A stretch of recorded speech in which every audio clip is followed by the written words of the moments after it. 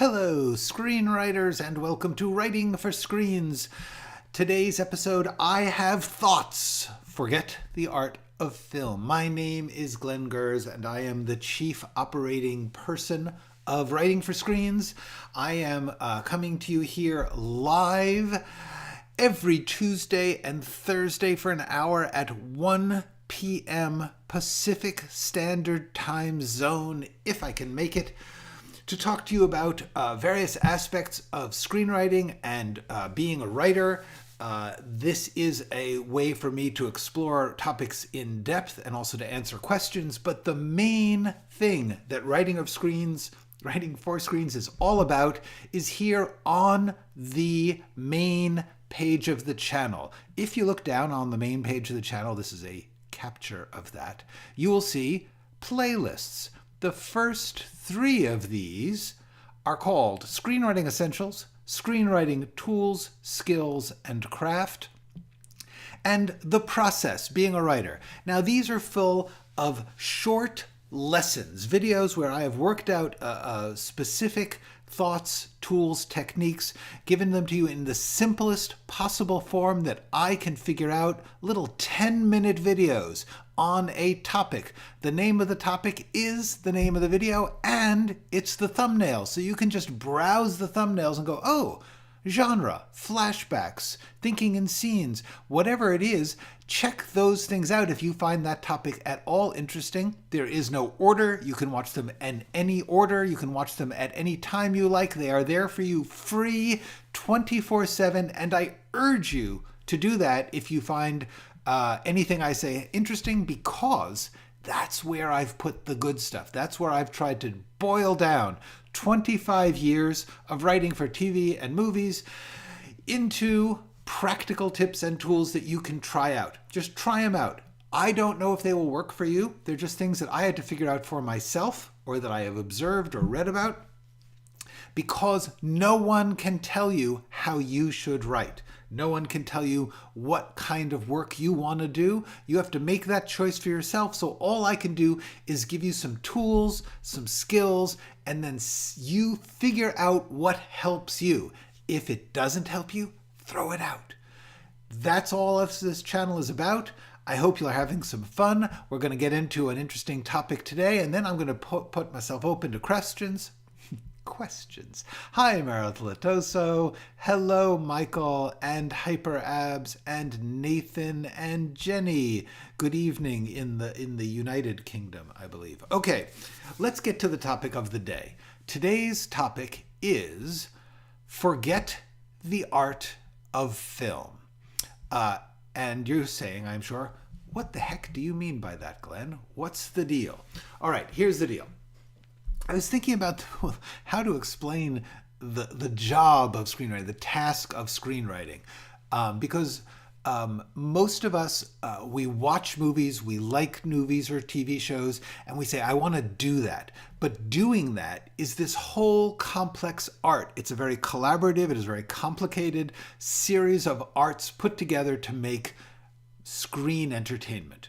Scripts are just a small part of that.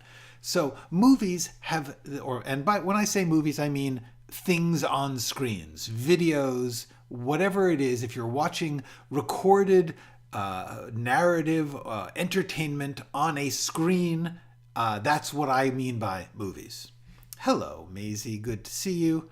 So the thing about movies is they have a magic. They have an intense power that connects to our minds and souls in some way. I think one of the reasons that it does that is because it combines a whole lot of different art forms in a unique way. There is dramatic performance, there is painting or photography, there is music, there is the unique art of editing, there is composition, there is acting, there is all these things. And none of them are in the script. That's the thing I want to talk about. Part of getting good at screenwriting is learning to de-magic, to take the magic out of movies. Screenwriting is what you have left if you take all the magic out of movies. And I genuinely mean that. The art of script writing is to see what is left, what is driving you, what is involving you, what is exciting you when you take away the pretty pictures and the great performances and the cool cuts and the music and all that stuff. That is genuinely what a screenwriter has to work with. The things you can't actually write that are great. You can't write the music. You can't write the cinematography. You can't write the production. You can say it's a gloomy library with shafts of light coming down, and they may or may not make it that way, and it's certainly okay to write that. But you can't actually write the experience of seeing that incredible gloomy library that somebody had to build. You can't really write stunts and physical action. I mean, you can say he flips over the fence with one hand, and you should, but you can't really write the pleasure of that experience of seeing that. You can't write the acting, you can't write the editing, you can't write the directing. Hello, Jean.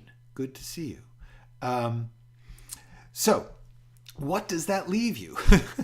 Because you have a job to do, and that job is essential. Without you doing your job, they can't do their job. And so the weird thing about this is that you have to think, what is it that I am writing? And what you can write are the story and the storytelling, what order things happen in, how people behave, what kind of things are spoken or unspoken. You can write the characters. You can write the world that they are in. You can't necessarily design it, but you can create, you can say this is a savage wilderness, or this is a sophisticated drawing room. You very much are writing the themes, the ideas, the feelings. This is what you're actually working with. And therefore, the thing I urge you to do is start to watch your favorite movie and strip out all the good stuff and see what's left, because that's the script.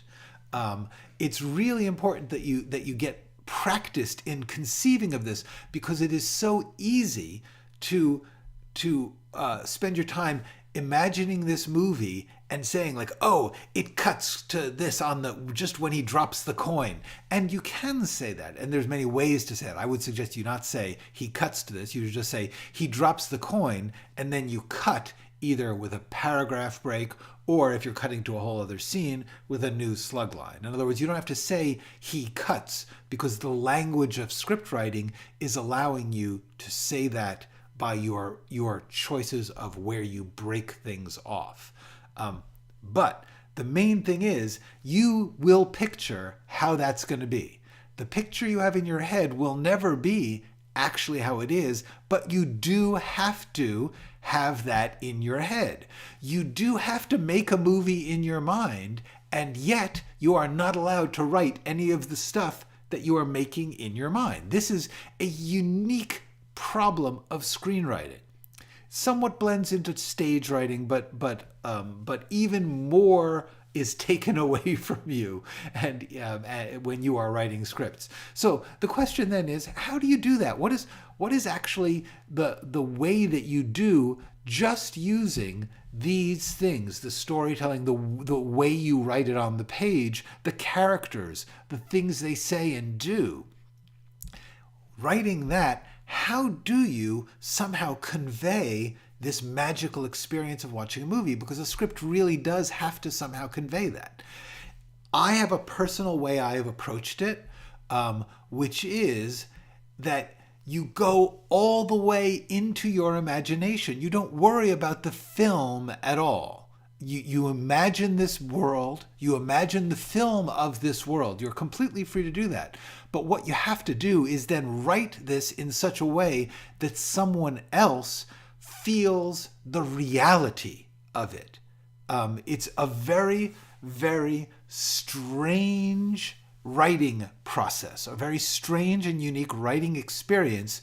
And I suggest that when you do this, you try to focus on believing in, making believable, making real, making textured, making emotional the characters and the events and the story, and then do your best to write that You won't be allowed to over-describe it, so you have to learn the screenwriting language of conveying the realities of action. I talk about this in lots of videos, but the main thing I think you need to do is try to make whatever the story and the people are real to the reader using only the language of screenplays. That is the task. You're not allowed to use all the other languages of film, except implicitly. Like if you say shafts of light in the library, somebody may, in fact, use that to design a nice library with shafts of light. They may not. But the key here is you can't write a good script if you are so busy trying to describe how cool the music will be, because they're going to write whatever music they're going to write. You can say brooding jazz, or you can say triumphant orchestra music, and that's it. That's a couple of words, and you are allowed to do that, to refer to those things. But the main thing that you are trying to do is convey the reality of the people's story, making it feel dramatic, making us worry what's going to happen, making us enjoy the way the people behave. That is the key. I was reading again, I want to re-recommend, I've recommended it many times, but this book by George Saunders, which is not about screenwriting, it is about writing short stories, actually, writing fiction. It is one of the best books I know about writing. Here's another way you can say it. Swim in the pond in the rain. Here's the thing. I was reading that book again, and I ran into today this quote, which I thought was fascinating. He's talking about a concept called undeniability, which is a personal thing to him. What he's saying is, I can't tell you how to write. Everybody writes essentially instinctively, which I've also talked about. So it always feels good if some great writer talks about the same thing you do. So he talks about the way he writes it is he keeps coming back into it until it feels undeniable. He says, well, now that's undeniable. In other words, it means it's good, feels right. You can't argue with it. That's what he calls the thing that lets him say it's done. And he says, when something has achieved undeniability, it feels like something that has actually happened and can't be undone, instead of just words on a page. That experience is exactly what I am talking about here. I was planning this, and then this morning I was reading this book again, and I was like, whoa, he's talking about exactly the same thing. So I had to show you this quote. You are trying to make it real in words, in the artificial trick of language. Your focus is to be describing the things that happen in a language that feels alive to you. That's the key. Hello, Najo. Hello, Kestrel. Yeah, it's really good. This book is good. Okay, so that is the key, I believe, to how you do this thing, which is really, really weird, which is making movies without any of the tools of movies. So the thing that you want to just think about is only using the words in the format. That's it. It's like writing a sonnet. Like there's a very strict form to a sonnet. You're only allowed a certain amount of lines and a certain amount of syllables, and they have to rhyme in a certain scheme. That's the rules. The rules of screenplay have to do with exactly how short you have to keep the storytelling, how you can only use the things that people are doing in the dialogue and a bit of description. The rules of storytelling are the format. So within that format, using only words, how do you convey the feelings? The more you describe the filmmaking stuff, the music or something, like in general, just try not to write the music. Don't do it. If you really, really feel strong they should have an electronic score, you might mention it once somewhere. But what you really want to do is get the feeling of the people in their world. That is the best advice I can give you. I am now going to get to a bunch of your comments, but I want to quickly mention another quote that I ran into. This quote is from Pat Verducci. She's a writing teacher that I really admire. She's a friend of mine. She's very admirable. You can find her stuff at patverducci.com. But on Facebook and it's not Insta, sorry, it's just Twitter. Facebook and Twitter, she has every day she finds a quote about writing and she posts it. So there's just this. I would highly recommend signing on to her feeds, Pat Verducci at Facebook or Twitter, not Insta. Sorry about that. Anyway. She just has she finds great quotes. It's just every day a new quote. So the quote, I believe it was today, maybe yesterday, from Eudora Welty, a novelist who wrote this: "Since we must and do write each our own way, we may during actual writing get more lasting instruction not from another's work, whatever its blessings, however better it is than ours, but from our own poor, scratched-over pages. For these we can hold up to life. That is, we are born with a mind and heart to hold each page up to and to ask, is it valid?" This is just great. This is just so freaking right. This is it. That's what you do when you're writing. You write these words and you check them against and be very careful about what she's saying. She's not saying to hold it up to life. She says hold it up to your mind and heart. Hold it up to your feelings and your experience of it and your desires for it, and say, is it valid? Meaning, how close am I to this thing that I want to get? And again, I suggest you read the Saunders thing to read more about this process. But it's just a great quote. The best thing you can do, yes, we all spend our time glomming onto the art we love and saying, ooh, how do they do that? I want to do that. But really, when it comes down to it, the thing you have to do is hold up your own work to your mind and heart and say, what can I do with this? That's the job. That is the real job of script writing. Okay, so now let me quickly refer to some of these many comments we've been getting. Hello, comments.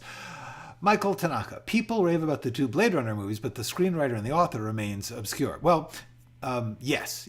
Philip K. Dick does not remain obscure, but the author of the original story. Actually, I think it's a novel. Anyway, but yes, the screenwriters, all screenwriters in general are obscure. Screenwriters are not, I hate to say it, screenwriters are not the authors of the film. They are contributors. They are major, serious contributors. But truthfully, writing a script and making a film are different. If you want to learn to make films, do it. By all means, now is a great time to learn filmmaking. However, if you are a screenwriter, you have to learn to respect what screenwriting is, which is a department of filmmaking. It's one of the many arts that are contributing to this film. They are contributing the spine of it. They are contributing the core of it, but they are not contributing all the stuff over that spine. And if you spend all your time trying to get the stuff over the spine and not giving them the spine, you will not be a good screenwriter. It is very hard for most of us to learn the humility, the craftsmanship of the actual job of screenwriting.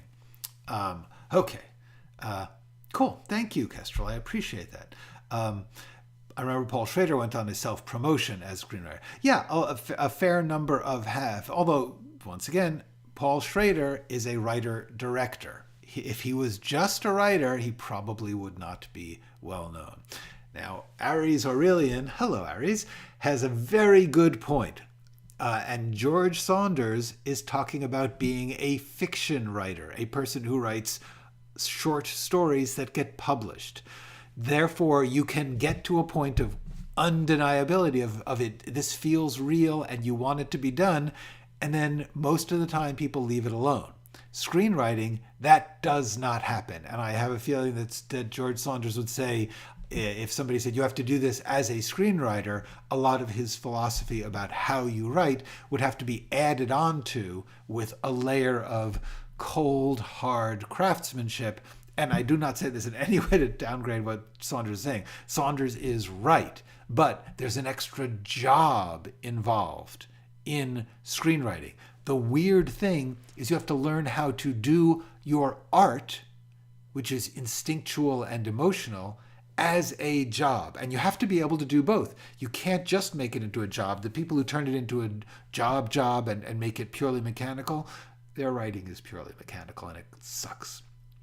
So you have to learn, and it is a hard thing. You can only learn through experience of doing with other collaborators, is you have to learn how to take your part of the process, to take your part of the job and accept the criticism and the revisions and the madness that go into it, and then say, I now have to go into my little artistic bubble, create a new piece, just a little piece that they need, and then feed it to them. That's what being a screenwriter is. Okay, so Morbo is asking, how do you learn to write real dialogues? I am coming up with a whole video on dialogue, Morbo, so that should be out in a couple weeks, actually. But I also think I've done some stuff about giving a character voice and writing dialogue. I will put links in the description. I would say the first thing you do is, by the way, just basically is remember the characters have to be speaking because they, in their truth, in their moment, in their needs and reality, are interacting with the other characters. That's the main way you make dialogue real, is if you think about what do they want? What are they trying to do right now with that other person that they are talking to? Not, this is what I need them to say. Yes, you have to think, how am I going to get them to say we need to go to the museum when they are in this room with this person? Okay. Hi, Mark Burton. I am chuffed to see you too. Indeed, mate. Thank you. I am so glad. This could be simplified for those who need that. Not sure what you mean. You mean like for those who need to change things later? Let me know, Aries, what I meant. For inspiration, I like to read Proverbs and God's Question to Job. Yes, absolutely. We all should turn to the things that we find inspiring. And frankly, for me, it's different stuff all the time. Absolutely cool. But yeah, God's Questions to Job certainly make you think a lot. Do you find it difficult to read fiction while writing fiction? No, I find it the other way. I find it like, first of all, just stuff to steal. Just like, oh, I'm getting the tone. I think partly, and this is personal, but I'm kind of a mimic. Like I like to, like if I read something, I can write a little bit more like it. So if I am trying to write a certain style, I will read some stuff in that style, and it kind of hypes me on that way of working with words. No, I really don't. This is personal to me. Everyone's different. For some people, they are spending their time thinking, I'm not good enough. I am my big fear is not that I'm not good enough. It's that I won't be recognized as good as I am. Which is a very sincere fear. It can be crippling. And the other thing is to say, I know how good I am, but I am not getting there. So it's not that I don't think I'm good enough. It's like there's obstacles between me and what I know I can do. And that's a fear. It's like, what if I can't overcome that obstacle?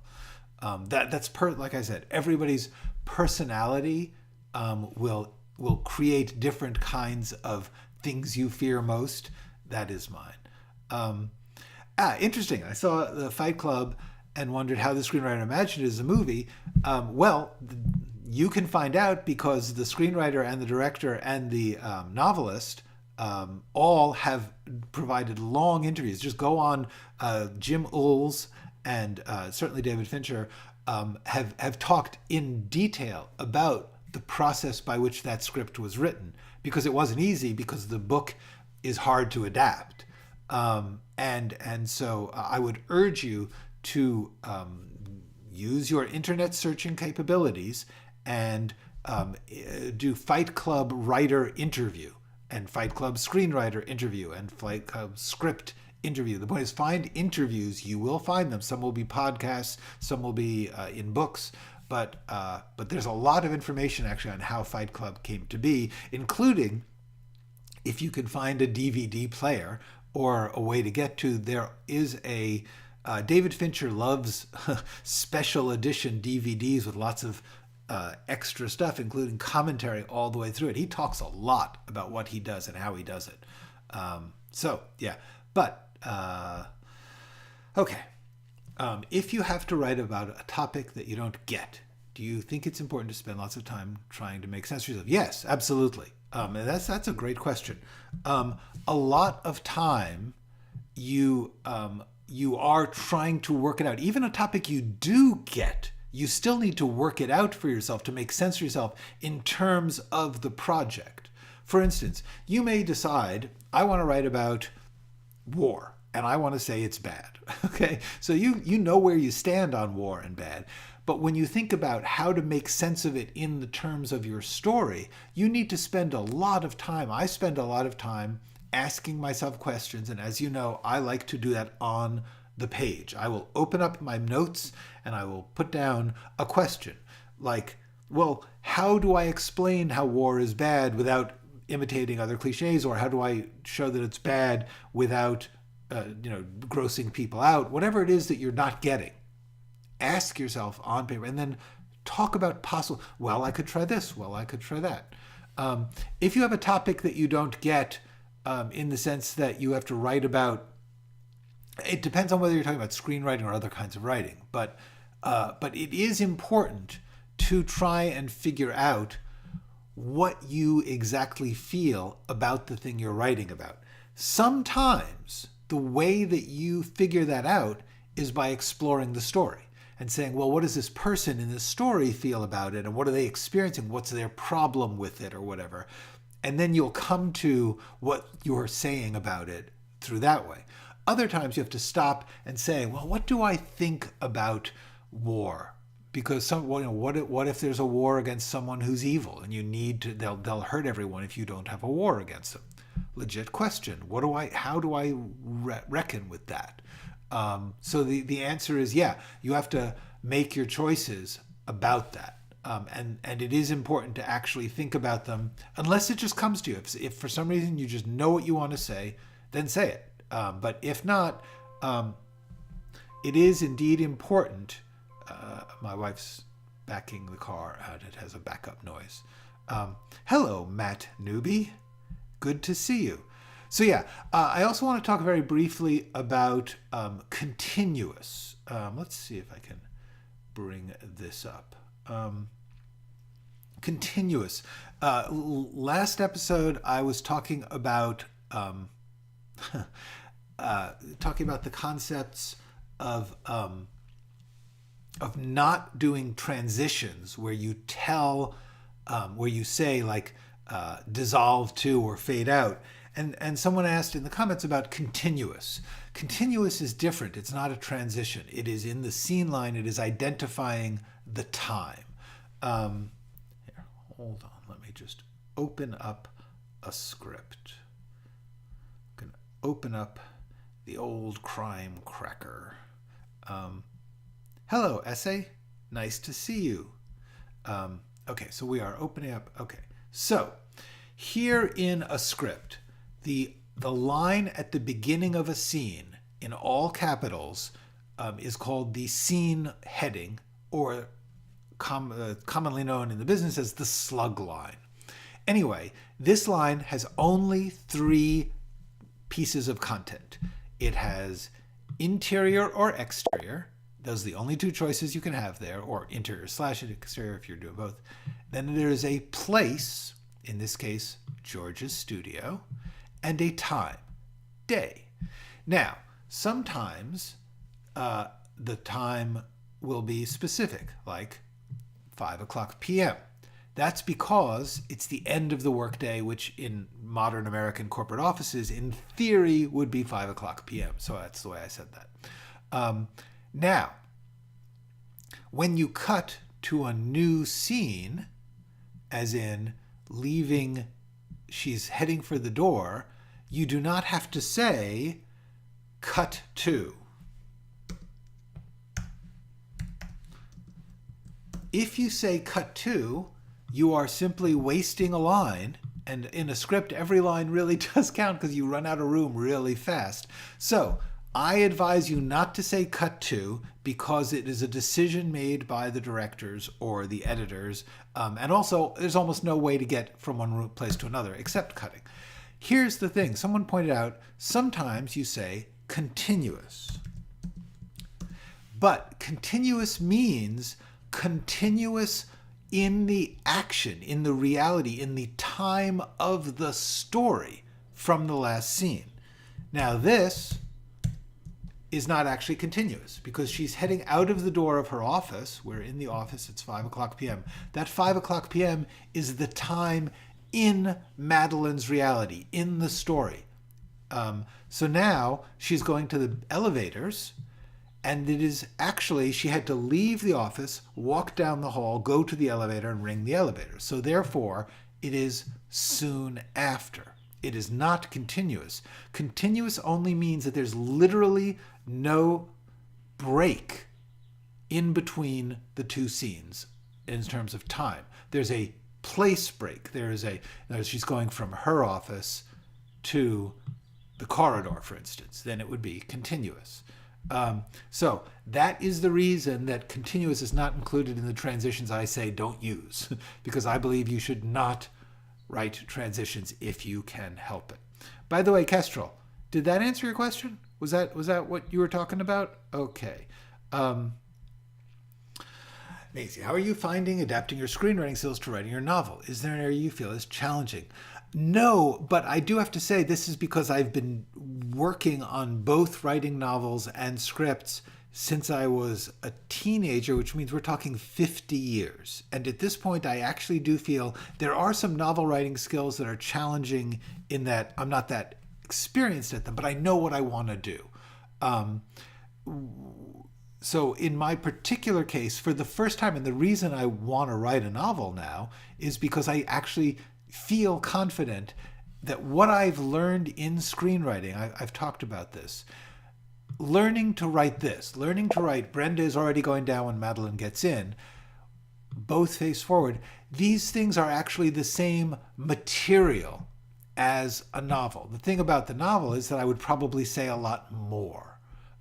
But I've finally grown confident that I have the writing skills to create a reality on the page. And so now the question was mainly, how can I get in all the ideas I want to get in in a novel? Because my ideas for novels are very, very dense with ideas. So for me, that's the case. The problem for me about the novel is I am not finding time to write it because, frankly, I'm doing these live streams and I've been making videos to release to you. I'm going to start actually at the end of tomorrow. I will drop a new video. I've got about 20 new videos, little lessons, the little 10-minute wonders. And I've been recording those and editing those, and that is extremely time-consuming and energy-consuming. So I had to put the novel on hold for a few weeks. But I am moving ahead on that, and then I'm going to get back to the novel, and I'm going to talk a lot about the novel in some novel live streams. Okay. When creating characters, I don't want to stereotype, but we have preconceptions, especially of participants. Well, yeah, actually... participants in war. Yeah. Well, I think that's... here's the thing about this. We do have stereotypes. We have stereotypes. There's nothing wrong with working with stereotypes. There is a thing wrong with relying upon stereotypes. Anytime that you create a character, you are partly working with a type, an archetype, if you prefer, than stereotype. If this person is a lawyer or a doctor or a, gunman, whatever it is, we have certain preconceptions per culture, per unit of culture. In other words, there are different groups who associate together who have beliefs in common. Hollywood is American film up to very recently was a very unified culture and had very strict stereotypes. A boxer is like this. A bride is like this. that has begun to break down, but you can still use the known type qualities as a beginning for a character. For instance, is a lawyer a somewhat dry and formal thinking, logical person? Maybe, maybe not. But the point is that there is an expectation that a person who is has learned the law, has managed to go through that process and work in that business, is at least somewhat able to work within rules and follow a series of logical steps. So you can play with that. You can make them someone who uses that for unusually radical goals, or you can have someone who's crumbling underneath the facade. There's things you can do with the stereotype. There's nothing wrong with admitting that there are archetypes that you recognize. The tricky thing is that those archetypes do not pass between cultures. Our understanding and another culture's understanding, and there are many, many, many cultures, subcultures within countries, within nationalities or groups. There's lots of different ways of socializing. And so all I would say is there is nothing wrong with using archetypes. There is nothing wrong with recognizing the stereotype. There is something wrong with saying this type defines this character. If you are ever defining a character as a type purely, you have not done the full job of creating a character. That's my opinion on that. And that's why Disfigured was a sensitive film. That's why. Because I said, yes, we have certain stereotypes about all these people, and I'm going to now work with them. And ask more questions. What is this particular person? Thank you, Enko.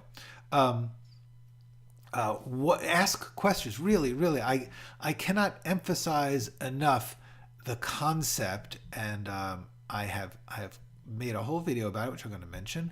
Process of questions. Ask questions. That's really how you get this character. Well, what are they doing in this moment? What are they feeling? What do they want? That is going to undefine the type. That is going to go within the type. They're going to complexify the type. Thank you, Enko. It's great. The name of that writing software is Final Draft. I work in Final Draft. It is not the only one you can use. It's the one I happen to have used because it was the one required in my career as a professional writer in Los Angeles. That was what they all used in the time I was using it. I would suggest watch this video about screenwriting software. Hold on, I'm ready. I will put links to the description for any video that I refer to. Okay. Yeah. The length of writing in each format. Not too bad. I am somebody who does not mind. Like if I know that I have to write a super long thing, if I'm just, first of all, outlining really helps because I know what the task is. And I say, well, at very least, if I just knock down one scene at a time, I will eventually get all of them. So that's just a matter of the thing about the length of writing in each format is it's going to take longer, and I'm old. And therefore, I do worry a little bit that I won't be able to get to finish the things I am starting.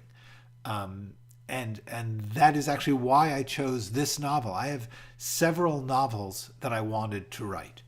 One of them was simply too big in that sense. Too many characters, too much complexity.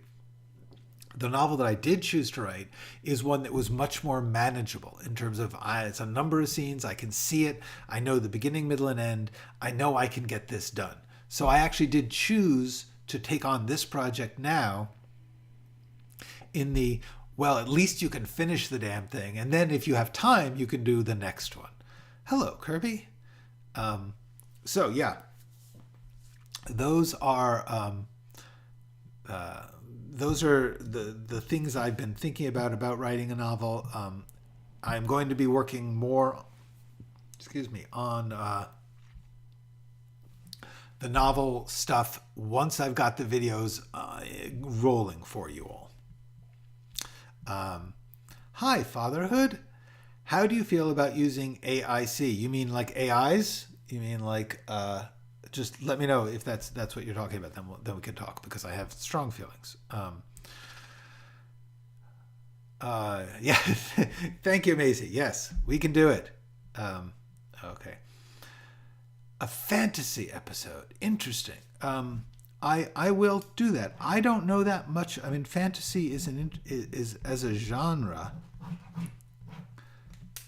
I have a personal feeling about fantasy. I don't know. Haven't written much fantasy, nor do I read that, which I used to when I was a teenager. I would say that the thing about fantasy is, for me, the best fantasy is the fantasy that is written almost as if it's not fantasy. It may be like that. What's fantasy is what's imagined, but what's presented is presented as a good novel, as a good script. That's what makes fantasy work for me. When things get a little too, swords and dragons without the reality of what it must be like to have a sword and face a dragon, I get lost. I become distant. That's my personal take on fantasy.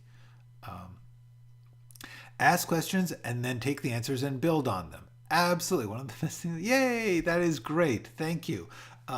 Yes, I absolutely, that is all I know how to do. Figure out what you know, use what you have, then ask questions about what you don't know until you know what you need to know. That's how I write. That is it. And then the rest of it is truly this, honestly, a lot of it is instinct. Instinct is very important because you got to have some fun. You got to do it the way you see it.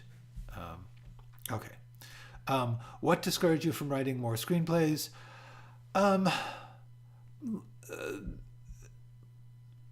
Two things. The business is changing, and my personal situation in the business was getting more difficult. But also, what discouraged me from writing screenplays mainly is I felt like I had gotten really good at it. And it's what's frustrating is to get really good at an art form that nobody reads. Like, I would be better off writing poetry than screenplays in terms of getting out to the audience. And I don't mean that to diss poetry. I just mean that I actually mean, like, if you write poetry, there are poetry magazines. You could create your own poetry website. You could put out your own poetry books. There's lots of ways for a poet to work, even though it may not be big business. Screenplays just have nowhere to go. So that's what discourages me from writing screenplays now, and why I do mention to you all the things about screenplays that are kind of a drag, because if you get really good at writing screenplays, which is what happened to me, is after 20, 30 years of writing screenplays every day and writing a lot, and I wrote like 50 screenplays, I'm really good at it. And so it wasn't fun for me. It was like with novels, I'm like, I know what I want to do. I wonder like what it's going to take. I'm not practiced at that. So there's the challenge of like, what will it look like when I get that done? Scripts now, at this point, I know, if I think of a script, I know absolutely that I can get it done and it'll be terrific. Will it sell? No. But I know it will be, as far as my definition of good writing, I know it'll be good. It gets boring to do something that you absolutely know for sure will be good, unless the audience was liking it. But this never gets to the audience. Scripts never get to the audience. So I would rather put out things for a small audience that they can like than that. Have you ever talked out the energy you needed to get to a writing project done by discussing it in depth before you write it? Yeah. To somebody else, I mean. Yes, I understood that.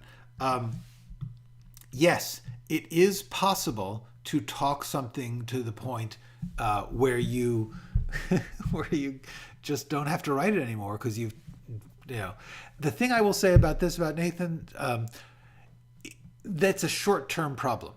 If you really like the piece of work, if you really like the story, you may get talked out for a while, but if you put it aside and you don't talk about it to anyone, after a little while, maybe a couple of weeks, you will get back to the energy of like, oh, I want to get this done. Even if you tell someone the story and they love it, the challenge of making the exact finished words is still what you want to do with it. If you find yourself completely satisfied just talking out a story, you may consider that is a sign you may not really want to write. You may just want to talk out stories, and that's a legitimate thing. You find a form in which that's satisfying. But the truth is, the energy of writing does partly require that you keep it to yourself and solve that expenditure of energy issue in the writing. That is one of the most important things about becoming a working artist, is learning to not dissipate or use up the energy in other things, which can include research or outlining or anything else. I believe in outlining, but I don't believe in outlining to the point that you don't care about writing. That's not good outlining.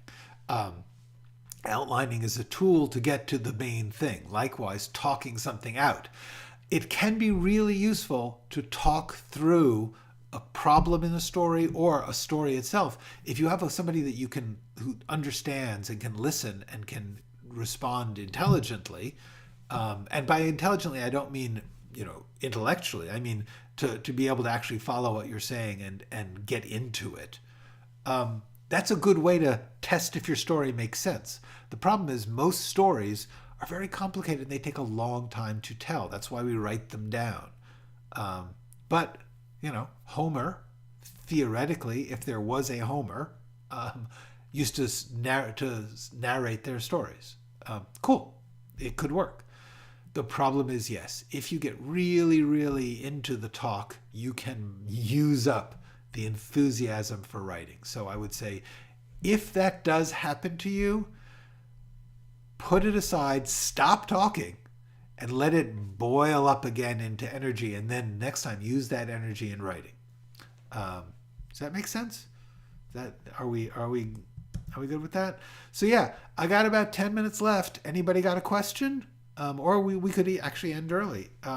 I am here. I deliberately left some episodes. I leave them short so that there's room for your questions. Fatherhood. How do you feel about? Yeah, there we go. Okay, how do you feel about using AI to do technical scene setup? It depends on whether if you mean like as a writer, I do not see a value in AI at all. I have done a couple of live streams about that. Let me see. AI. I've done a couple of live streams on the topic, but my basic feeling on this is this. There is almost no skill of writing that is better done by an AI. In theory, I guess you could say they could lay out your scenes for you, but they can't, because the choice of scene, the choice of where a scene takes place, the choice of what happens to begin or end a scene, those are creative decisions. And if you are giving your creative decision over to a machine, which operates, by the way, remember how AI operates. AI operates by reading a lot of stuff, hearing a lot of stuff, and then predicting what is most likely to be the right answer. Now, that's a terrible way to write. That's the worst way to write. That is the way that many writing teachers teach, which is look at what's been successful and then do the closest thing to that. But that's the least creative, most crappy version of writing. It's not creative writing. Creative writing means you make choices by yourself. Writing is making choices. I am going to find, because I know I have that here. Damn, I gotta get my slogans here.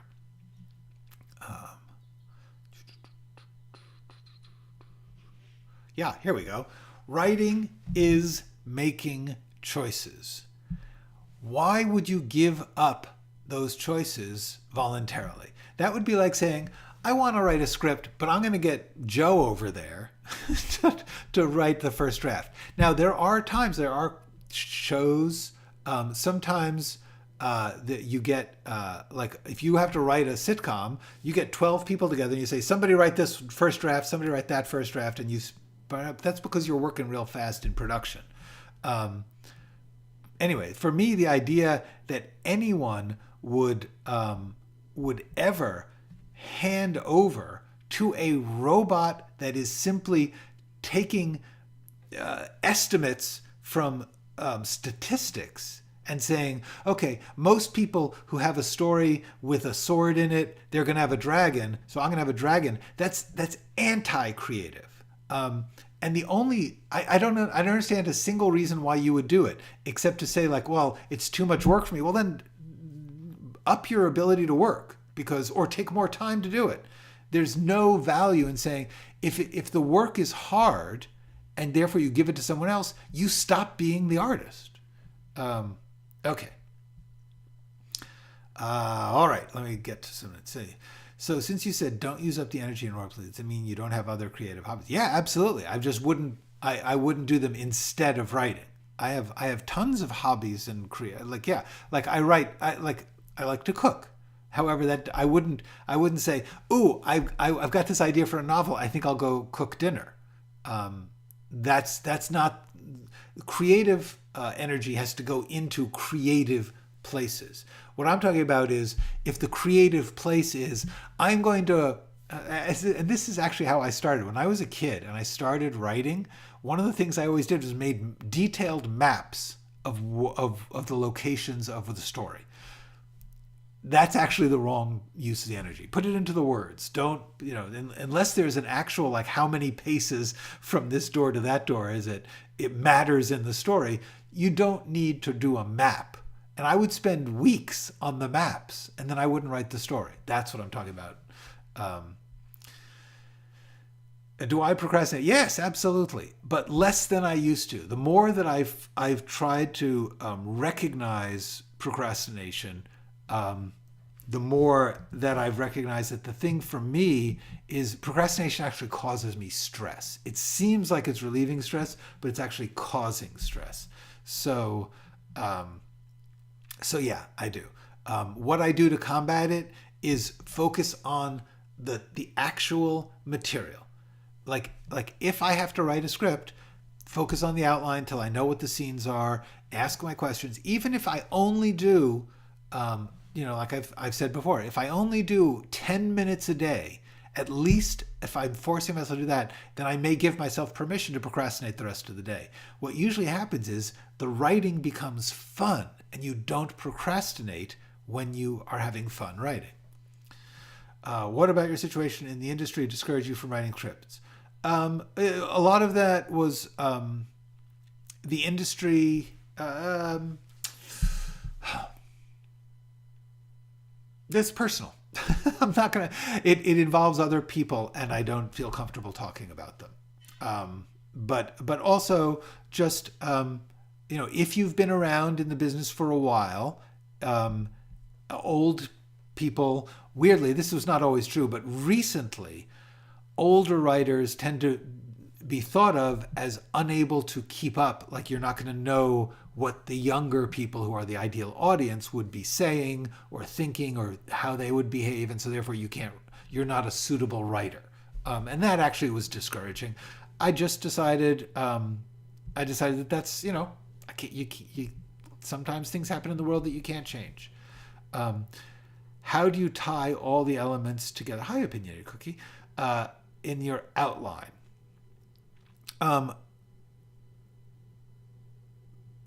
Big question. I'm not sure what you mean by tie all the elements. My answer, the way I look at an outline is I'm trying to find anything I want anything that I want to go into this project has to go into a scene. So by thinking in scenes, by saying, this is a scene where this happens, this is a scene where this happens. If I've got an outline and there's a thing I want in the movie that's not in the outline, then I have to make a scene or find a scene in it where that thing can go. So that's how I tie them all together. If you mean how do I tie the story together narratively, it's almost too vague a question for me to answer, except to say, go through them element by element and figure out what is the ending of that element. Where does it start and where does it end? And then make sure that those show up in scenes. Hold on. I think that this is a really useful video for that. The more that you, like, the point of outlining for me is to take everything you've got, everything you want, every question you have, and put it into the form of there's a scene that has to carry that moment. Yes, I will. I've not had time. Absolutely. Well, but in that case, just give it to the AI and let them do it. I mean, if we really want an AI to write stuff, then let them do it. But I don't see my point about the AI is not that AIs shouldn't be allowed to write. If AIs get good, then they should write. I haven't seen that good writing. However, the main thing about AI writing is I don't see why a writer would give it to an AI. That's the thing that baffles me. I can see why a producer might want an AI or why an audience might want an AI to write. I don't see why a writer would want an AI to write for them.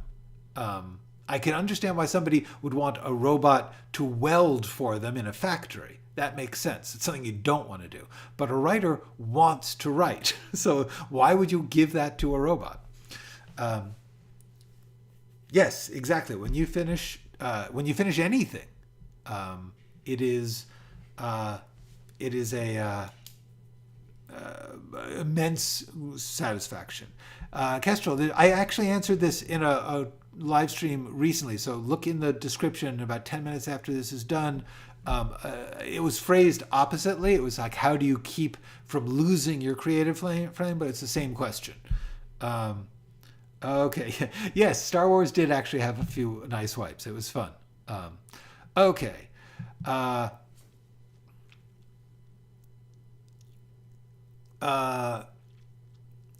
and the point about AI work is that here's the thing about AI.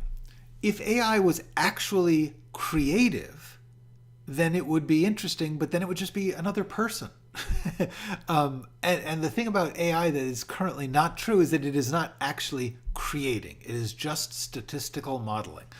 From what I understand, it may be doing that at a very sophisticated level, so that basically it's the famous, if you put a dozen monkeys on typewriters, sooner or later one of them would type Hamlet. That is true. AI is working at that level. Sooner or later one of them will write Hamlet. Absolutely. But that's not the same as being an artist. It's not, and I believe we look at art mostly for the work of the artist. That's not like AI can make beautiful paintings and can write good stories. I don't understand the value of it for creative people. And also, honestly, I'm not sure I know what AI brings to the table. It's like, we already have too many writers. Why do we need extras? Cool. Great. That's good. Also, about the procrastination answer, I would really urge you to look at a couple of videos. One is Small Steps, and the other is Create a Ritual. Create a Ritual is a really good one about how to avoid procrastination. Weirdly, sometimes by creating procrastination. Yeah, if by the way, if you're getting good ideas over the sink and you're writing them down, then that's not procrastination. If you write well by taking a shower, that's not procrastinating. That's taking a shower as part of your writing process. Yes, thank you. Well, who knows? Right. Hello, Moons of Madness. Yes, I don't see the point of AI either. It's okay. It's like I said, it's personal and it's not important. I guess that there's lots of things going on in the world. There's changes. There's always changes. Everything is always changing. It is foolishness of any of us to believe that we can stick in one spot and have that be the permanent state of our lives. So, I'm okay. Thank you. I'm very lucky that I hit the moment I did hit when I could work. Um, yeah. Opinionated cookie. I would urge you. This seems like just you know selling myself, but I'm not. These first three playlists, they're short videos. They're just 10 minutes apiece. Screenwriting, the first three: screenwriting essentials, screenwriting tools, skills, and craft, and the process being a writer. You will find if you watch those over time. A lot of the questions you are asking about how do you get everything down, I try and break it into different parts of the process and just analyze that part. So I would actually urge you to check out most of those videos.